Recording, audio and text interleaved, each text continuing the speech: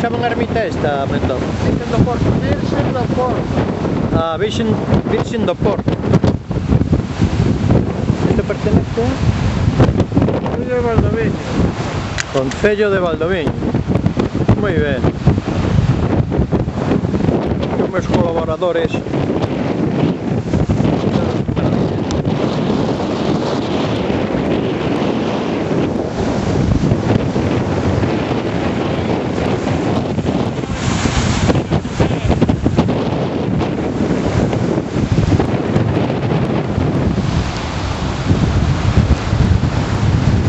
Esta es la costa de Valdoviño. Fijaros qué maravilla esto.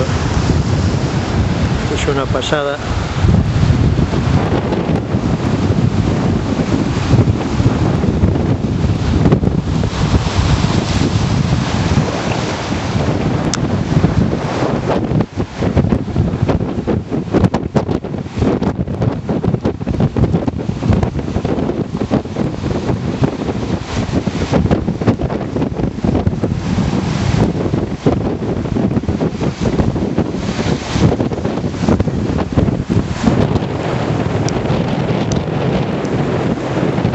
Soy guía turístico de Galicia y norte de Portugal,